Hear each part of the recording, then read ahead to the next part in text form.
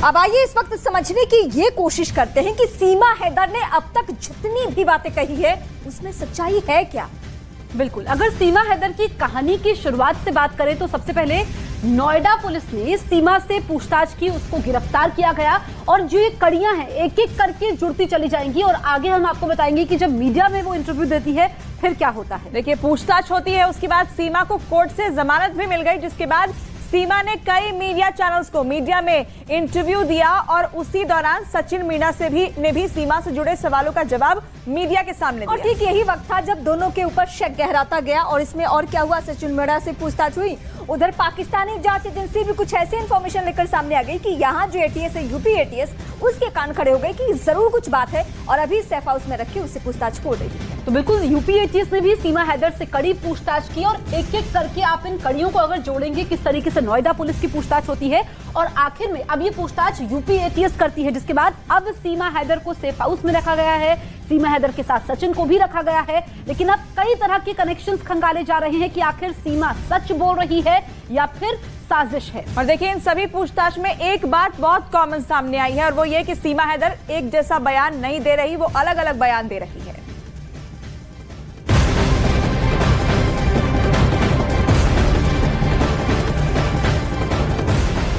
सीमा दो देशों की सीमा को लांघकर हिंदुस्तान तो पहुंच गई। हिंदुस्तान आकर उसने बताया कि कैसे वो सचिन मीणा से आज से नहीं पबजी के टाइम से बातें कर रही है और उसे बड़ा अच्छा लगा और वो यहाँ चली आई। लेकिन अभी भी कई बातें ऐसी थी जिस पर जांच होनी जरूरी थी। एटीएस ने जांच की, पहली नजर में ये प्रेम प्रसंग नजर आया, लेकिन अभी भी सीमा की मुश्किलें कम नहीं हुई क्योंकि वो अवैध तरीके से भारत में दाखिल हुई है। ऐसे में प्रेम प्रसंग से जुड़ा मामला जरूर, लेकिन इस मामले में जरूर सीमा पर केस चलेगा और कार्रवाई होगी और इतनी आसानी से उसे पाकिस्तान डिपोर्ट नहीं किया जाएगा।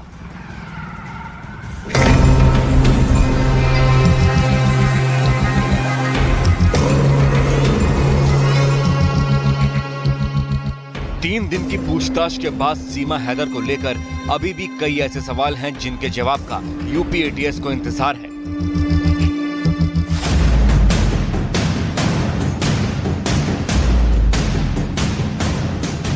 यूपी एटीएस सीमा और सचिन से पूछताछ कर रही है। इस दौरान कई खुलासे हुए हैं। कई ऐसे राज से पर्दा उठा है जो सीमा खुद में समेटे हुए थी और कई दस्तावेजों में सीमा के इरादों और उसके भारत आने के मकसद के बारे में पता चलता है। सूत्रों के मुताबिक सीमा हैदर को पाकिस्तान डिपोर्ट करने की एजेंसियां प्लानिंग कर सकती हैं। इसके पीछे वजह सीमा का अवैध तरीके से भारत आना है।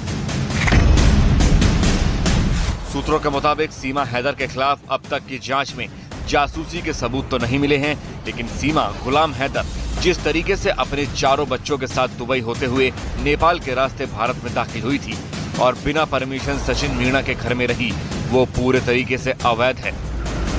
सीमा हैदर के पास कोई वैध वीजा नहीं है, ना कोई ऐसा दस्तावेज है जो सीमा हैदर को भारत में रहने की इजाजत देता हो।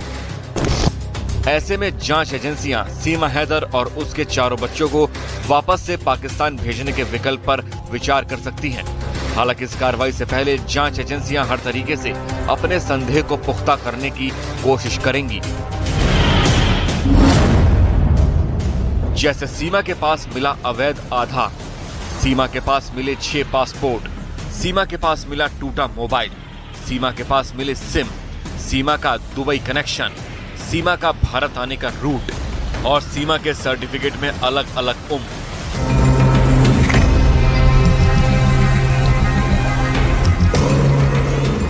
क्योंकि ये वो वजह है जिनके बाद सीमा गुलाम हैदर पर शक की सुई घूमी थी और सीमा हैदर एटीएस की रडार पर आ गई। नेपाल में सीमा और सचिन की मुलाकात हुई थी। दोनों कई दिनों तक नेपाल के होटल में पति पत्नी का रिश्ता बताकर रुके थे और नेपाल में ही दोनों शादी करने का दावा भी कर रहे थे।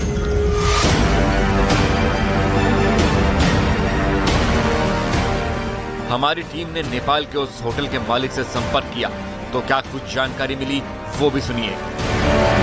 शाम को निकलते थे मैडम, दिन भर रूम में रहते थे और सुबह और शाम को थोड़ा वो लोग बाहर निकलते थे। तो ज्यादा से ज्यादा वो लोग बाहर ही खा के आते थे, खाना पीना सब। एक नाम दिया था हमको, वो उनको जब हमने न्यूज में दिखा तो उनका नाम सचिन है। हम भी थोड़ा शौक हो गया और उनका नाम जो हम लोग ने एंट्री किया था यहाँ पर वो डेट में, यहाँ पर और कुछ नहीं। शादी तो पशुपतिनाथ मंदिर में शायद हुई थी, और ये हमको भी उतना आइडिया नहीं है। तो मैंने जो वीडियो दिखा था, जो उन्होंने सिंदूर डाले थे, वो सिंदूर यहाँ जो हमारा ये रूम का था ना। यानी गलत नाम, गलत जानकारी और गलत पते के साथ सीमा हैदर और सचिन मीणा नेपाल में कई दिनों तक रुके थे। एटीएस सूत्रों का दावा है कि टीम ऐसी तमाम सबूतों की तस्दीक करने में लगी है, और अगर सीमा हैदर जासूसी के आरोपों से बरी हो जाती है तो उसे अवैध तरीके से भारत आने पर डिपोर्ट किया जा सकता है।